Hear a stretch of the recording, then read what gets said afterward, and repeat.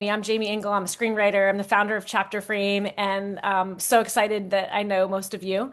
And it's my pleasure to be starting this fireside chat. I just think it's really something that we can all benefit from. And Mitchell was one of the very first producers that I got to meet, and we met on LinkedIn many years ago. And he's a wonderful human as well as a very profound producer, and he's done a lot of great things that I've watched and loved. So I have to say, the very first time we met, the new Dune had just come out, the first one, and I wasn't a huge fan of it. And he was like, what did you think of Dune? And I was like, oh, it was okay. And he's like, oh, I produced that. And I was like, oh my God, I just told this guy I didn't like his movie. But it was the original Dune that you produced, the actual one that was good. So I was in the clear, but I was absolutely mortified that I'm like, meeting this, you're my first producer. I'm like, this is a huge Hollywood producer, and I just insulted his work. I'm But impervious to insults. I You learned can't, you that. can't be in this business and be insulted. It's like, what's the point? You're gonna be a wet rag. Totally learned it right away. It's like saying, "Oh, a no, it crushes me." Really? It's like, Yeah, then do something go else. sell shoes. I mean, Right? no disrespect for anyone selling shoes, but this is not the business for you. No. So, I will turn it over to you, Mitchell. I just want to introduce you to everyone and just kind of share, we're all insane because we're in this industry and we love movies and we want to make movies and we don't know what that really means, but it's a bug and you've been doing it quite a while. So, can you just kind of share how you got in and, some of your fun? I know you've got some great stories and we would love to hear about that. Um, the stories sort of come in the As you moment. talk. Yeah, I mean, because I can't go, oh, what's a funny story? Anyway, um, I was a musician, a pretty, aggressively mediocre musician, in an aggressively mediocre group. And I made a determination that I didn't want to spend my life on the road, that it wasn't, I mean, for us to be really successful, we would have to get really lucky. And there's certainly a lot of very lucky bands who got lucky and made it, but it's also then a short career because eventually you get found out. And so I go, oh, let me do something else. I like movies. And years ago, I was a comparative lit major and music major in college. And I know for me to go to college, I had to work. And I worked at this sandwich shop and I got friendly with a guy that ran a movie theater across the street from us. And basically, I fed him every night and he let me in for the double feature after work was over. So, didn't have much time to study for school, but, I got a great education on movies. And it was like classics and, you know, theme, like, you know, an old great director and all his movies or Buster Keaton Festival or whatever it was, and it was a great education and education that most people really couldn't get, and I was basically seeing two movies a night, 4 or 5 nights a week, um, and so um, when I decided didn't want to do music, I just said, oh well, I like movies, let me get into the movie business. um, So I ripped out, I went to New York, which I'd moved to, do this, and my family's from New York, so it's not like I was moving to New York and had no frame of reference. And I went into Manhattan and I ripped out. They used to have this thing called the Yellow Pages. I don't know if your students are aware of what Yellow Pages were. And so I I'm ripped familiar out, with it.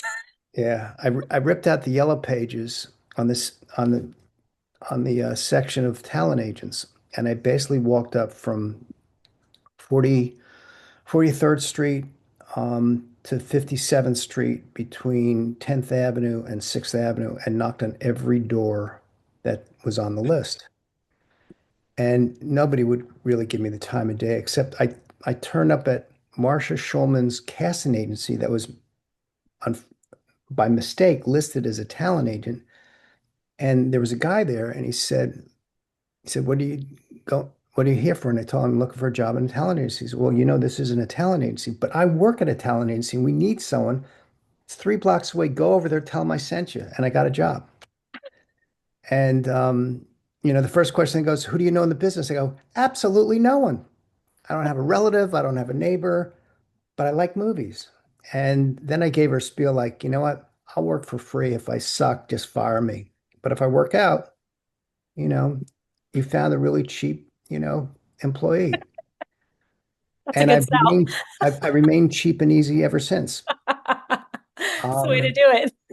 and anyway, so I started doing that, and then about a year or so into it, I wanted to move into the theater division because I love theater. As a kid, my grandfather used to take me to theater all the time, and the theater department didn't want to do it. I said, okay, and then I went to my boss and said, look, here's the deal. I want to, you don't have a space for what I want to do. I don't want to continue doing what I am doing. So I want some free time to basically look for a job, but I'll do all the work. And if you think I'm slacking off, you can fire me. But, I just like if I have to run out at 3 o'clock, I want to be able to do it and not feel guilty about it. And she said, okay. And her vice president was really pissed off. But I got a job like 10 days later. And it was on this TV series called Nurse with Michael Leonard. And it they needed somebody that I interviewed with in a video business, and I remember going and say, "That nice guy, I really like meeting him, but like I'm not doing vid." I mean, I was so friggin' arrogant, basically because you know nothing, so you make assumptions, and so. Just like it'd be great to work for the guy, but he's in video, and I don't want to do video. I want to do film.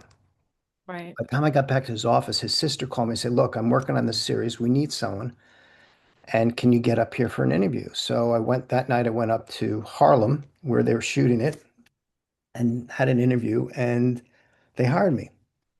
So I started working the nurse and about a month before I was going to be unemployed, um, the guy that produced the series came in and said, look, everyone tells me that you're the guy I should hire. I'm looking to hire someone as my assistant. Are you interested?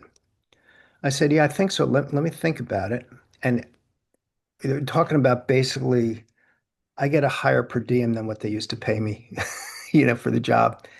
And I went to the line producer who was sort of mentoring me a bit. He took me under his wing and exposed me to a lot of stuff.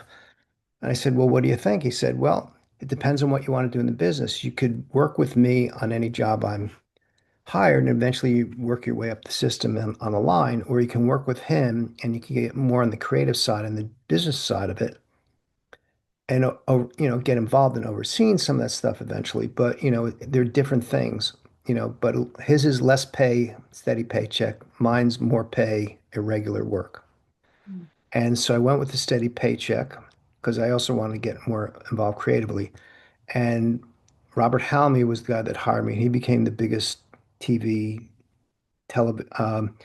movies and miniseries producer, maybe of all time. I mean, he had an amazing company and it was wild. And we were a small company. And the first time I theoretically produced anything was I developed a project.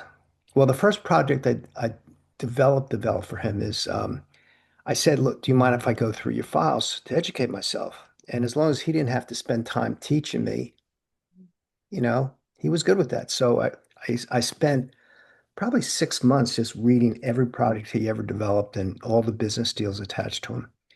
And I came to him and said, I really like this script. I mean, it's a really good story. It'd make a great movie, but the writing kind of sucks. So he goes, well, what do you think I should do? And he goes, I think you should just hire someone and get it rewritten. And what I didn't realize at the time is when I started, again, this might be very alien to you guys, but there was only three outlets. It was NBC, CBS, and ABC. They had three very distinct agendas. So if something didn't work for CBS, you couldn't take it to ABC. And Showtime was about to start their first movie production. HBO was about to start their first TV movie production, but they hadn't been in the business yet. And Bob says, okay, you have $10,000, figure it out. And so I spoke to an agent that I'd met through Bob. And um, he presented me with scripts of three different playwrights who hadn't really been employed as screenwriters. And there's one guy that I thought just had great voicing. And I spoke to him and said, I And the deal was really complicated. I said to the agent, I got $10,000. Who can you recommend? So when I call him, I said, oh, we want to make a deal with Frank. He's going, I assume it's for 10,000. I said, yeah, that's it. That's all I got. Like I was such a negotiator at the time. And anyway, so this was a great opportunity for Frank. And so he did it. And I told him to think of Peter O'Toole in the role, the main role. And again, his voicings were amazing. Like you read the script and you could hear Peter O'Toole announcing it. So he rewrites the script. We do a couple drafts. We resubmit it to CBS that originally developed and then passed on it. And they come back to Bob and said, "We love it. Who are you thinking about for this role as Svengali?" And Bob says, "Who are you thinking about?" I said, "Peter O'Toole." They go, "You get Peter O'Toole, you got a green light." So Wow, I spent 2 months, everyone spent 2 months trying to track Peter O'Toole to get him to like acknowledge that there was an offer or there was a project. And finally I got so frustrated, I called his hotel in the middle of the night and woke him up. And it's something you can only do once in your career because then you're not taking advantage of being an idiot. And he answers the phone, told me to go fuck myself and slammed the phone down. And I came in the next morning and Bob says to me, anything happened last night? I said, yeah, I called up Attila, woke him up. He was pretty pissed off. He goes, yes, I've gotten a call from his London agent, his New York agent, um, whatever. I said, well, I just said, look, I'm sure you can just say, hey, look, it's the kid's first project. He doesn't know protocol. He doesn't know what the hell he's doing. He's just really anxious. He goes, I did. And I have a meeting with O'Toole next week. O'Toole did it. We went into production and it was kind of fun. And it was like, and the moment it went in production, Bob goes, okay, I'll hire a new assistant. You can run development for me. that's And awesome. that's kind of how my career sort of got off and running in that way. Now, is that the connection that got you to doing like the made for TV movies and like the stand and Well, the stand was later. So with Bob, I probably, between developing and overseeing, probably close to 40 TV movies that got made and miniseries. awesome. Um, and then I went to another company, which I kind of hated. It was very short-lived. It was very corporate. And it's like, I just, I mean, unfortunately, I mean, look at me. And I live in Hawaii. It's like corporate is not really my thing. So I thought I'd give it a whack, and I hated it. And and it was a film division of a publishing company. And the first day I went there, I said, "Well, you have to go to corporate headquarters and get the orientation." I go, "I don't do orientation." It was like they, and I think they knew right away that I was going to be a little bit difficult. But anyway, it was you know when I did finally go up to their corporate headquarters. I had this lunch with a bunch of the executives there. So I says, "Well, what happens if we shut down your division?" I go, "Yeah, my wife would probably be upset." It's like, what the fuck? What type of question do you ask a guy as a hello? How are you? Right. Just interviewing or just working your job. So, and they did it as cocktails before we went to lunch. But So anyway, so Hollywood. that didn't last long. That lasted, I think, about 8 months. But I did get a TV movie off the ground with that one, which is okay. And then I went to Laurel Entertainment, and then that's where I developed a lot of the stuff I'm best known for. Mhm.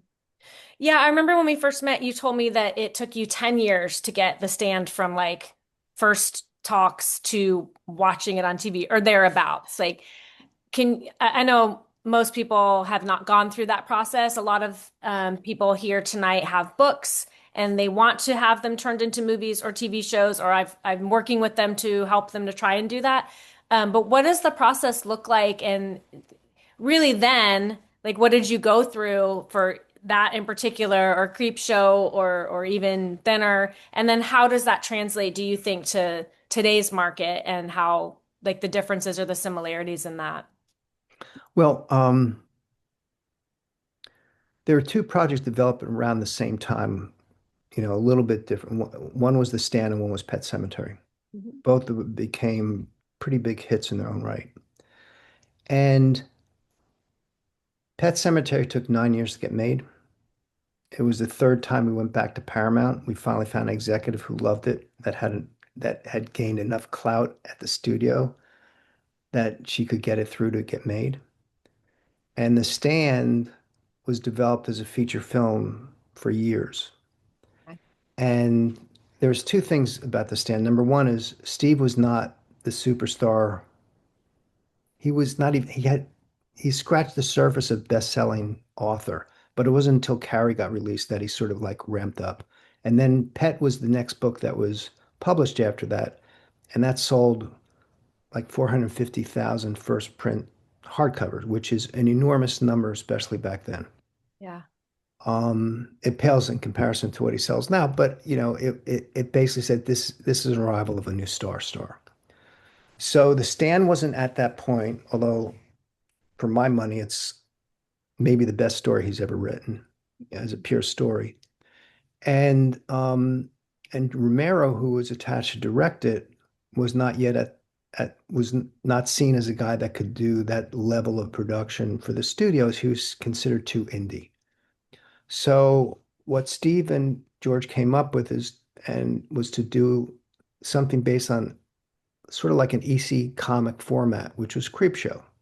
That was a lower budgeted movie. It'd be done and developed rather quickly. It would be, a lot less expensive. And if successful, it would help lead for the opportunity of a stand to be made. And that's how Creepshow came about. Creepshow was pretty successful. But at the end of the day, we never were able to get a script for the stand in an acceptable time length. Now you go see movies and they're 2.5 hours long. Back then, if you went over 2 hours, you didn't get made. It cost you one screening per day at the theaters, and they wouldn't have it. So you had to be under 2 hours. It was in most contracts. And so we finally got it to about 2 hours and 15 minutes, which was okay. And we lost the soul of the book. We had everything was there. And I think we're so excited that we had a really good script by a really great writer. We're patting ourselves on the back. And then all these people who are interested in waiting to see it, big directors, whatever, they all passed. And we're going, okay, something's wrong. And I went back and read it and I go, it doesn't have a soul. It just misses too much of the stuff that makes it what makes Steve Steve. Right. And so um, Bob Iger presented us the possibility of doing it as a miniseries, which then we saw was the right length to do it. And Steve originally wanted to do it as 12 hours, and Bob said, I'm open to 6. And we said, but Steve really feels it needs more time. And Bob said, I'll tell you what, we'll order for 6, and the script for 6, and we'll read the first 6 hours. And subject to that, we'll go to maybe 8 hours. And that was okay for Steve. And we hand in the script, and Steve, in typical Steve fashion, goes, how many pages? I tell him how many pages. He goes, I'll have it to you in 93 days. He like figured out how much he writes a day. Um, and somewhere like two-thirds way through, he calls out, goes, Mitchell, my computer went down. It took me a day to repair. I'll be a day late. And I'm like thinking, guys are 2 months late, and I think they're on time on a big project. Right. So literally, 94th day, Wow. manuscript arrives on my desk, and we sent it to them. And he also sent me the other 2 hours. So he wrote the full 8 hours. And I sent the first 6 hours to ABC. And 3 days later, they called back, said, you have an order for 8. We're going in production. Let's schedule it. And we want the show to play at this point in sweeps next year. Now, I know there was a lot of back to get to that point, but was that fast? Like when you sent it in and they said, yes, we're ordering 8 and let's go. Was that fast or was that normal pacing? It's kind of unusual, especially for the time. But again, it was Stephen King. It was probably his best-selling backlist book at that time. It certainly had gained its popularity and acknowledgement. It was not, and most of his stuff was going to features at that point. I mean, he was pretty successful by then, Yeah. and it was literally 12 years after the process started. Yeah. That's insane and awesome. It's But a yeah, lot I of mean, time. from the time that Bob said, are you guys interested in doing it, to the time we delivered, Right. was in under a year and a half, which is insane. Yeah. That is insane. That's so fun. So it takes a long time. I mean, we met 4 years ago, maybe 5 now, 5, yeah. and we're still waiting for developing martial law. So it's just a We process. have a project that somebody wants to finance, and it's just, to get Yeah, to the point. I mean, I have a project that I sold, and we've been waiting a year for the paperwork, it's and the crazy. deal's been agreed to. Now, is that normal? Like, is that just, I know in publishing it's slow, but it feels like the film industry is makes the publishing industry look like it's on like crack speed. Right. Is it normal? Like, is it normal to get green lit and then yellow lit and then red lit? And like, is it normal to have someone say, yeah, we want to do this? And then you're just like crickets? Because it took me a year and a half to get my contract for Just Jake when they said we wanted it. Right. It was a year and a half before I actually got the call from the producer and I signed the contract. So I just thought that was how it went. But what's normal? I know. Well, Vague. we're in a really confused state of the industry. I mean, the industry is, I wouldn't say it's decomposing, but it's certainly fraying and not at the edges. It's fraying pretty deeply right now. Everything is taken, unless you have Margot Robbie is starring in this with, Jacob Elordi. Yeah, that doesn't take much time. Or you're doing a TV project, got Reese Witherspoon and Jennifer Aniston, and those things are going to be fast tracked. Mhm. But production is down at least 30%, if not more, in general. Mhm. Production in the United States. I mean, you go to LA and you go to studios, it's like a ghost town. You're waiting for the tumbleweeds to sort of like go through. And I'm going, oh yeah, we could do a Gunsmoke, except the rest of it doesn't quite look like the Old West.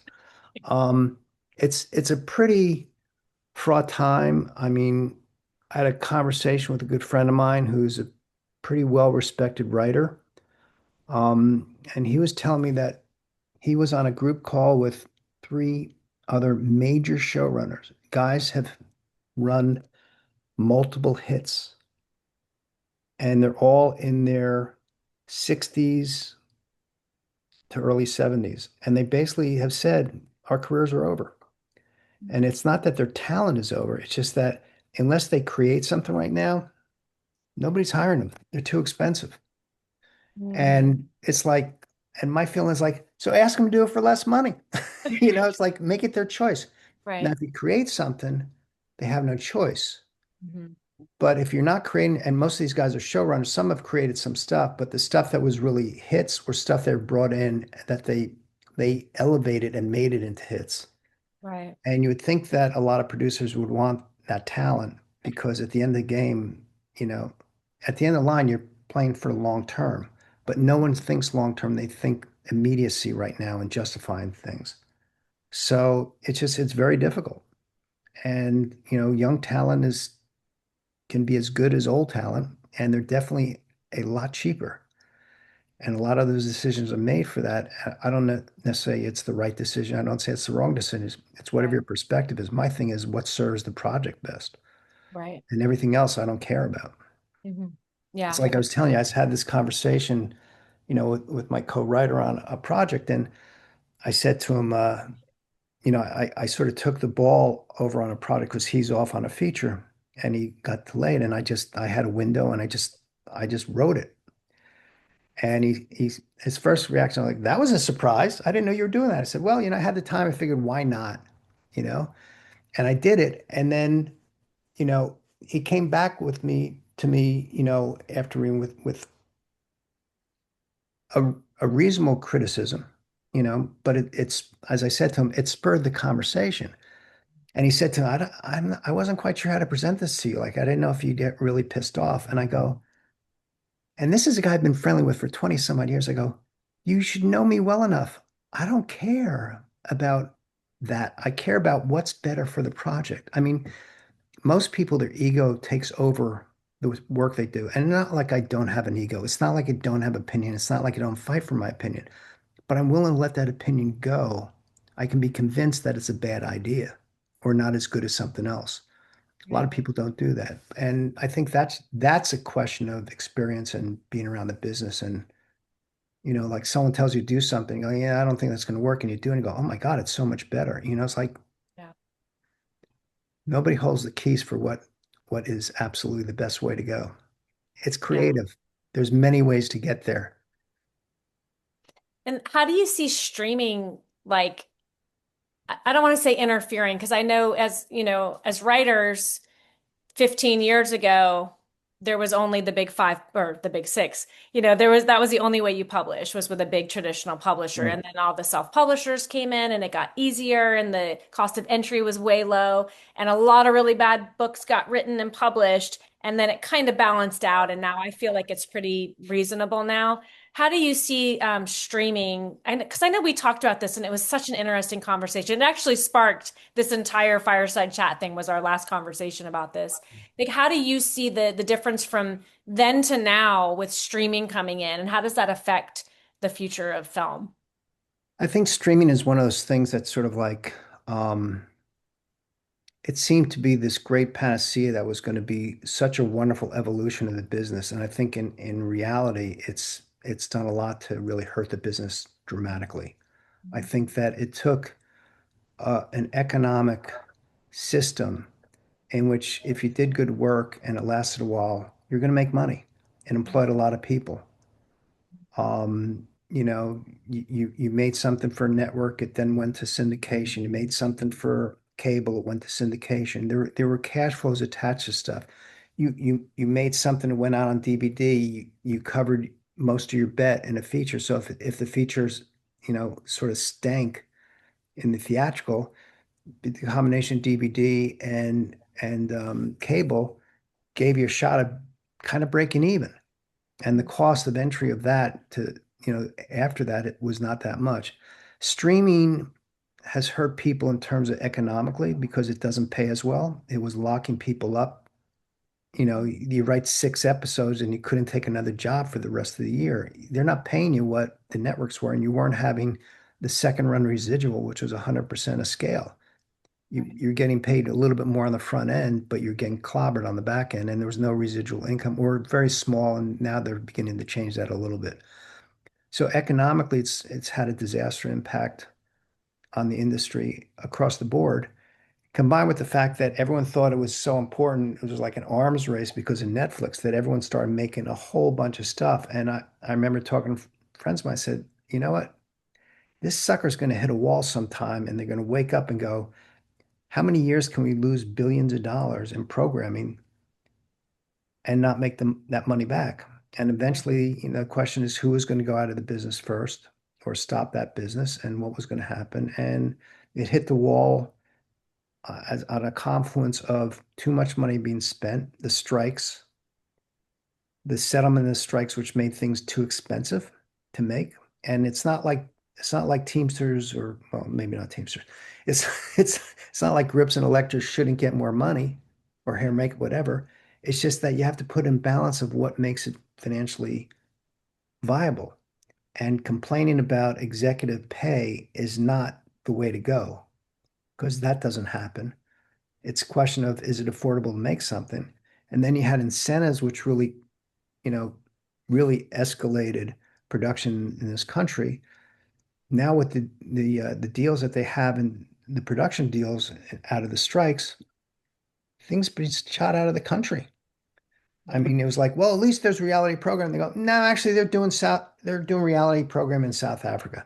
I mean, it's just has England, which was teetering on like insolvency in the film business. I mean, they had some mainstays, but was not doing very well. Has more, I mean, I was talking to an English producer about a product. He goes, Mitchell, I'm so jammed, I can't even look at anything. I mean, Wow. that's how crazy it's got. Georgia, that exploded with all the incentives, has lost 60% of the production. So all these crew members are going like, oh, well, I only have 3 more weeks to go on this project. I'm going to take this other job. And I remember saying to a couple of guys that did that to me, I go, I love working with you. I will never work with you again because I can't trust you to complete your commitment.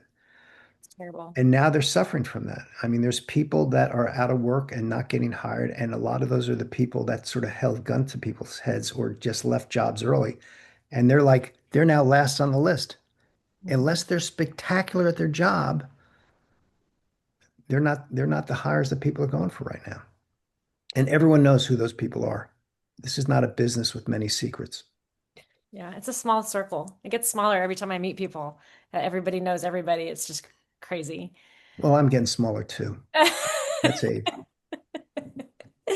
So for someone like, you have a project, there's so many different ways to get in, obviously, but um, is it important to have a director attached or a producer attached or an actor attached? Or do those things actually cause problems because maybe you attach an actor, but the director that would have done it doesn't like that actor? Like, do you recommend one way over another or just every deal's different? So I think you have to evaluate your project and say, is there an aspect of this project that would be greatly enhanced by having an element before you go to market? And if you're talking about streamers, that element's going to be a star actor. And it can't be an actor that you think is a star that is well known. It's got to be a star. It's like Margot Robbie in a TV. I mean, what is it? Michelle Pfeiffer is in The Madison. the Madison, and she's starting the show with her husband, which is going to go on the air I guess, a month or so. So you have Michelle Pfeiffer in the show, a streamer's going to put it on. Right. You have Margot Robbie, they're going to order it. So if you can, and it comes with a producing, you know, attachment of them, which is to me, if you can get it made, that's the name of the game. I mean, it's great to develop stuff, but if you develop stuff that basically sees the inside of your filing cabinet for its life, you know, what have you accomplished? Like someone said, it's a bad deal. I go, well, it's better than nothing, you know? It's a deal. And I'm not saying that you should compromise to the nth degree. I'm just saying you should have to be realistic about what is your objective. And if your objective is the most money, or if objective is to get on the air, if objective is to get made, or objective is to stand on your principle and basically have your thumb up your ass the whole time, that's your choice. And I'm good with any choice you make because that's for you and you got to live with it. And I Yeah. don't mean that someone should become a slut, although I affectionately refer to myself as like someone says, oh, you do things, documentaries, you do theater, you do movies, you do miniseries, you do all this stuff. Like, what does that say about your career? I said, it means I'm a slut. But to me, it's like, what is the appropriate venue for your project? Like, different stories should be told in different environments. Right. It's been a little bit meshed a bit with streaming because is it a theatrical or is it a streaming? I mean, the wonderful dramas that we used to love to go to the theater see are now being done as streaming movies. Yeah. As a viewer, I'm good. I mean, I got a big ass, TV. I got a really good sound system, and I got a pretty small living room. So it's almost like a private screening room. So I either And look at that or I look to the left and I see the ocean. yeah, and cute dogs. Cute dogs are always on my lap. In fact, one is sitting right or asleep right at my feet, and I don't know where the other one is. Lee, we're gonna do questions in like 5 minutes, so I'll call on you first. Okay, Okay. sure. So you mentioned streaming and features, and is when you're pitching, does that matter? Like, if you're pitching something as a feature film, because I think I did that. I pitched you a TV series for martial law, and you said, "Can we make it a feature?" Is that a normal, like, will people turn you down if they're like, "Oh, I only want a limited series, but you pitched this as a feature"? Do you have to make that decision in advance, or is that up to the producer?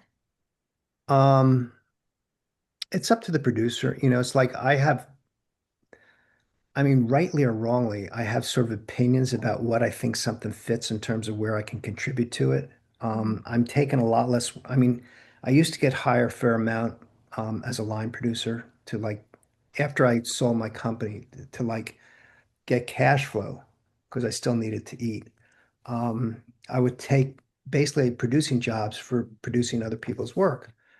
It's now gotten to the point where number one is I won't do any production managing work. Just I'm too old to really be comfortable doing that. I do some line producing, but not even that much of that. But I have to really, really like the project because my whole thing is, what's it going to take me to get off my island? It's a fair And if it's question. if it's like okay, I'm going, I don't need to do it. You know, I have a nice view, I have a nice life, we have a nice restaurant. It's kind of like, and I don't need many clothes here. It's like I can cycle 5 pairs of shorts and 7 t-shirts, and I'm good to go for a year. I love So it just, you reduce things to, what you want out of your life and how you want to conduct it. And I'm at the point in my life where I just want to, that's why I'm writing now, doing a lot more writing because I don't want to not work. I want to keep exercising my brain as feeble as it is. So, you know, and I'm enjoying it. I mean, I like who would have thought I would have started a writing career now, and I'm having a blast. Yeah. Mitchell just started writing books, so he did it backward. Yeah. My last question, and Which, then by we'll the open it way, up. the book would make a great TV series. Of course it would. I would expect nothing else from you. Um, the last question that I have, and then we'll open it up for questions, is what do you see for the future of film? Meaning, we've had strikes, and I know that's happened in the past. But we also have, it's kind of like the big five in publishing, how they got, combined. We've got all Warner Brothers going here and this streaming service taking out their AI. What do you see for film? I mean, are we going to have holograms? Are we going to have like the vertical, everything's going to be vertical on your phone? Like, what are your thoughts just from your observations? Um, I may be old-fashioned. I just don't see mobile programming as being really a valid contributor. I just think that if I got to squint to see something, I'm missing details. And for me, it's all about the details. So, I mean, I think what makes, film work great are the bigger screens where you can just see all this stuff. And if you see something on a smaller screen and you see on a big screen, you go, oh, I didn't even realize that.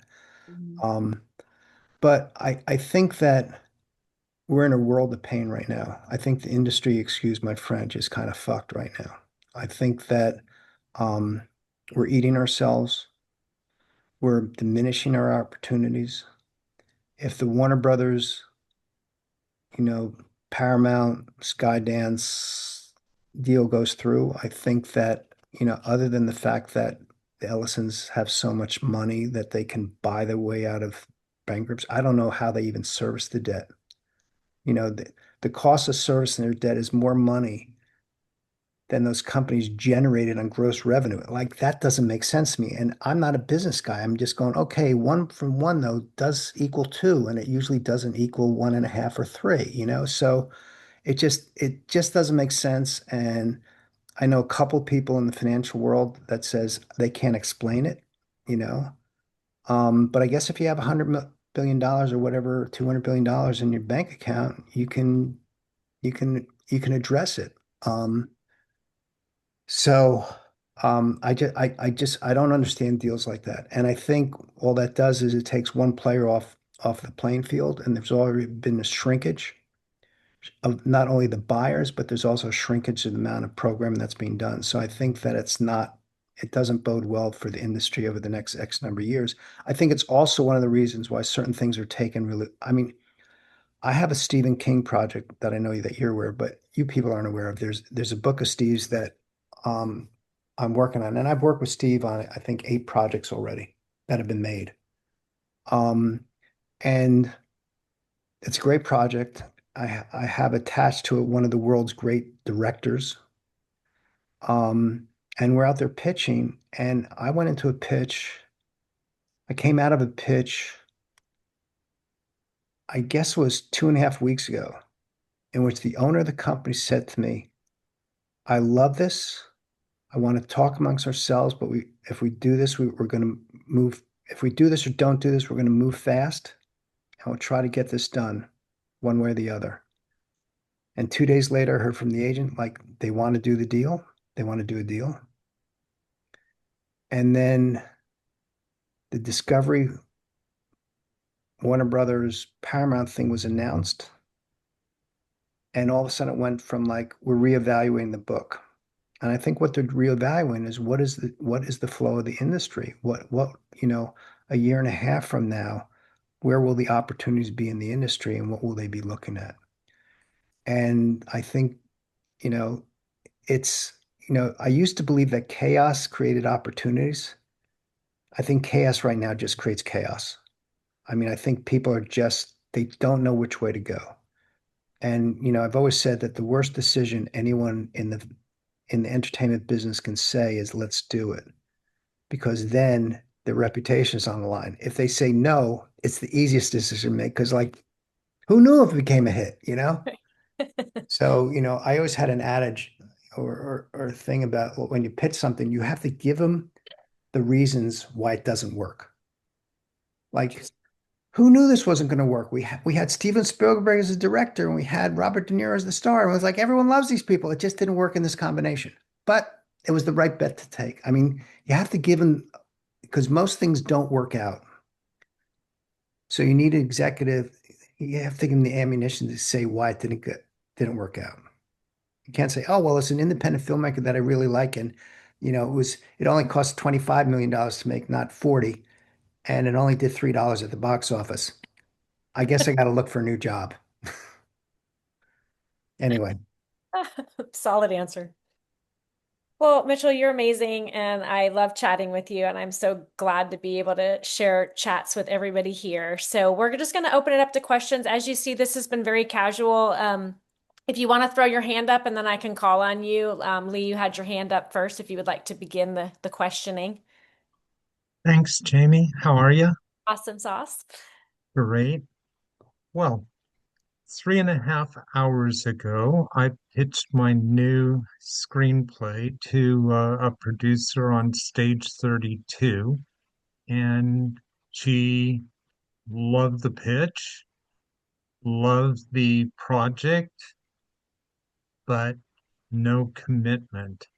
What's the magic words? If you've got your pitch there and you've got a good project, what is a producer waiting for?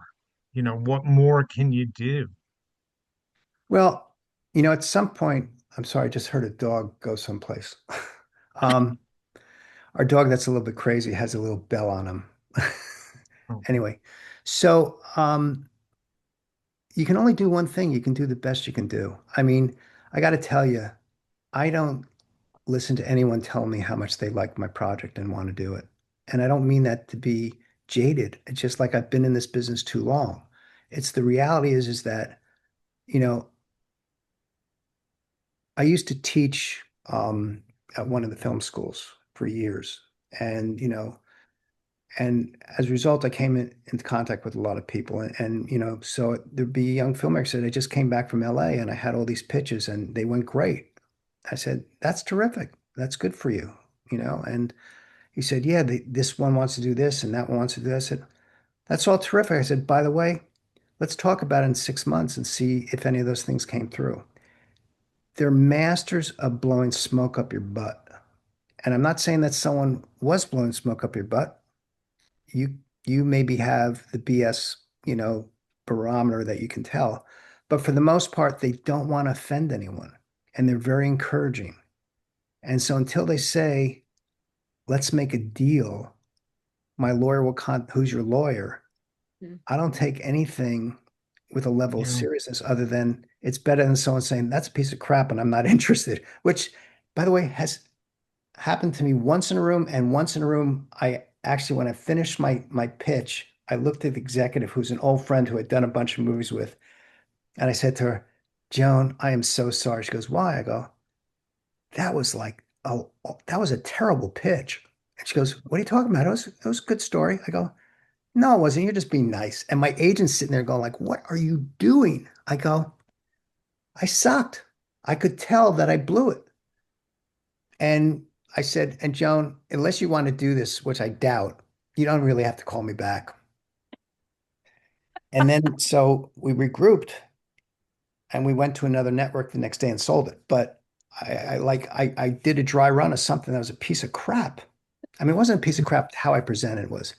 Right. So all you can do is the same thing I feel about when I do work. I do the best work I can do. And sometimes it comes together and it's, as the expression is like butter. And sometimes it just doesn't work like Thinner. Right. And I know people have told me that they really like the movie Thinner. To me, Thinner. it's the biggest disappointment of any project I've ever produced in my life because it was a great script and I screwed it up. Oh, that was my first Stephen King movie. I loved it. Hmm. Well, someday you'll tell me why, and I'll tell you why that wasn't the movie we intended to make. Fair. Thank you for your question, Lee. Does anyone else? Are you good, Lee? Was that a Thanks. good answer for you? Yeah, Okay. yeah. I Okay. mean, you know what I mean. Just keep an even keel about everything. You can't get too high, you can't get too low. It's like, you can get really high if, the movie gets made and it comes out and it goes through the roof. But, I'll tell you, I remember when The Stand came out, the first night, the ratings were through the roof. I mean, it was just incredibly successful. And someone said, "How do you feel about it?" I said, "I feel like I had a good night, but it's the first night is all about the book and Stephen King. The Yeah. second night will be about whether or not people like what we did." And when the second night the numbers came out and they were equally as good, I go, "We got a hit." So, I should have been out celebrating after the first night. I didn't. After the second night, I had a blast. Hmm. Rick, did you have your hand up? I did. I'd Awesome. like to thanks Mitchell for coming on. Um, my question is if uh, Hollywood's in such chaos, but there's still a lot of programming going on. So what's where would you expect the programming would get done? I'm not sure. Get Like, done where in should what you way? pitch? Well, I mean, if there's still a lot of programming needs, but uh, projects are stopped. I mean, I understand that that's normal. Maybe 90% that get worked on don't get made, or maybe more than that. But it seems like the flow of production is bottlenecked, but there's still a lot of programming. So I'm just wondering, where is it getting done, and is it going to get done?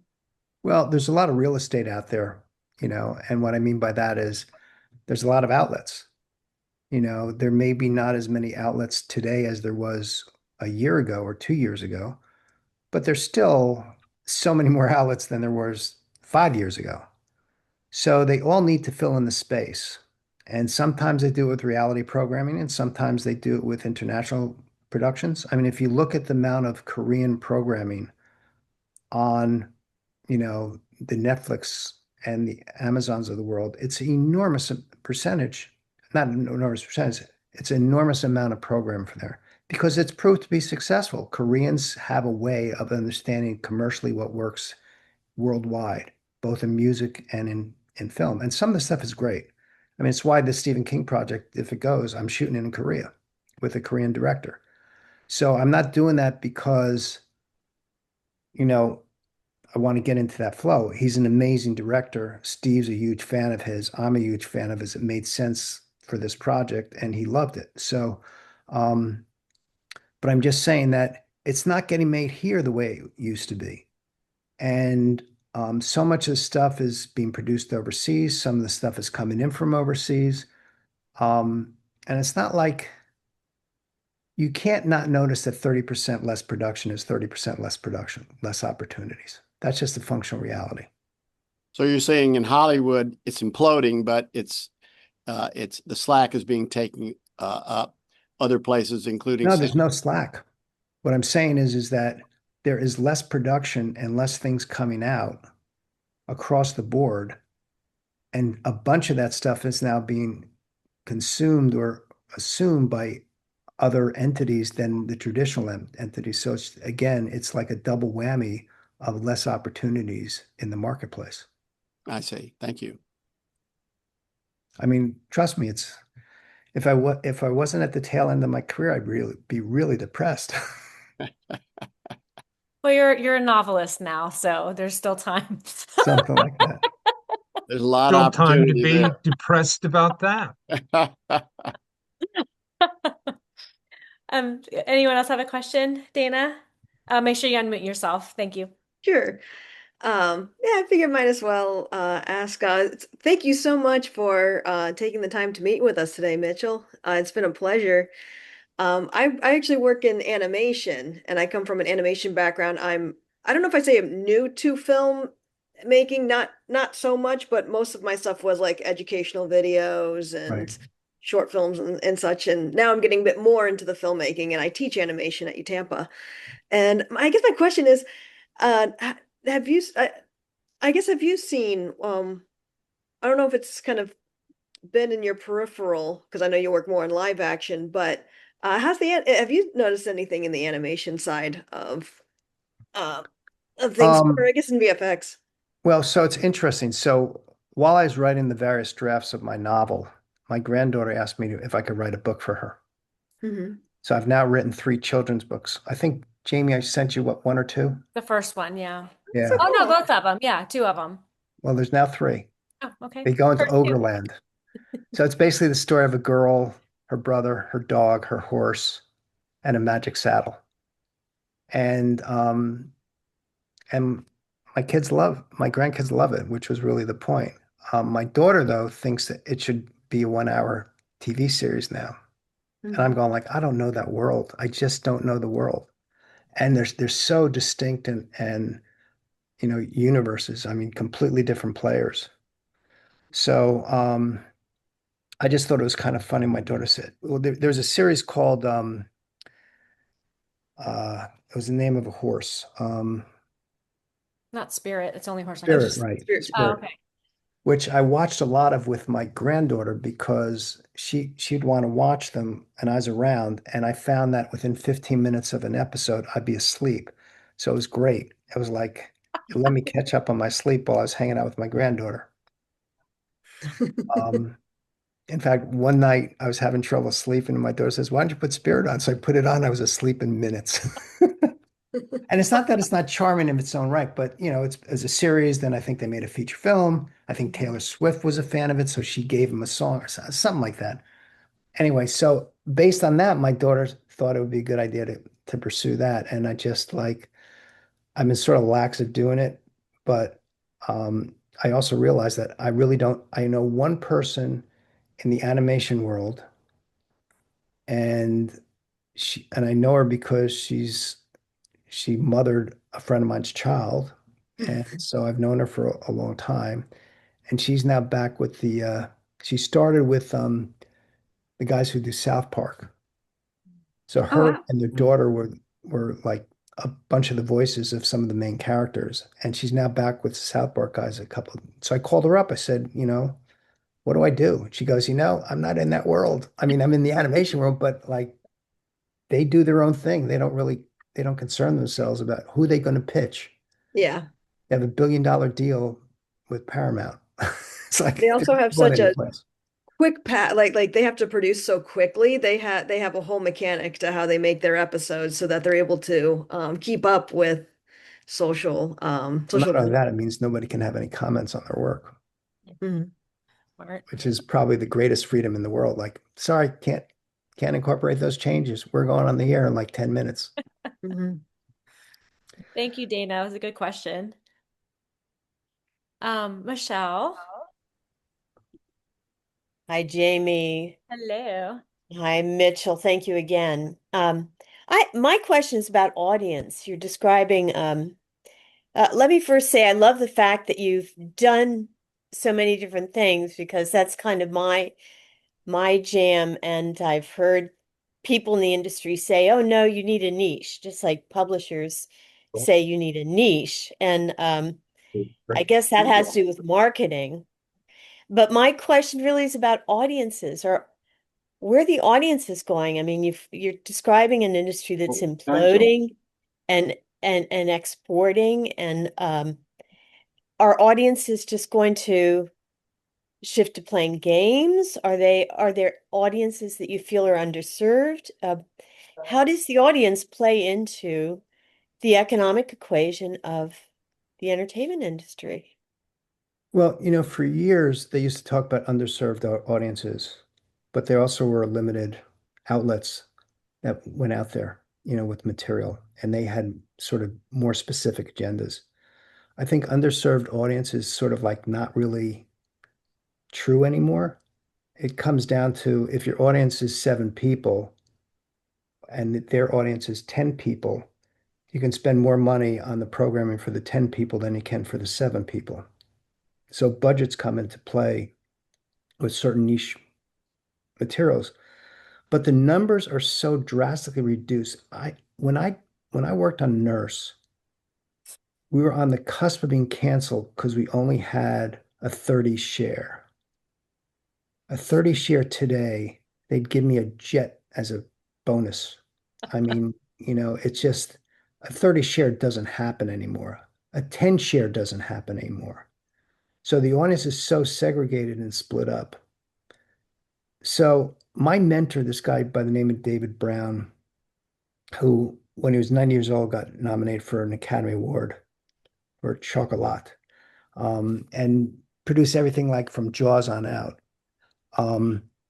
David once said to me, produce stuff that you want to see, and hopefully enough people will want to see it with you. Just do the best you can to service what your appetite is in terms of entertainment.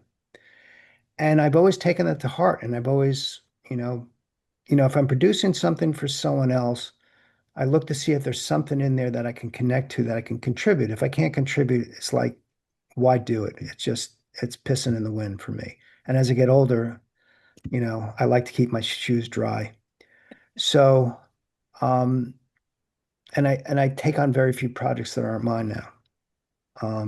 And the word has sort of gotten out there, so less people are approaching me. It's like, yeah, I think Rich Mitchell retired. And I'm totally good with that because I have the projects I'm working on. So I just think you can't worry about the noise. It's like you can't worry about how many no's you get because all you need is one yes. One yes makes 100 no's go away.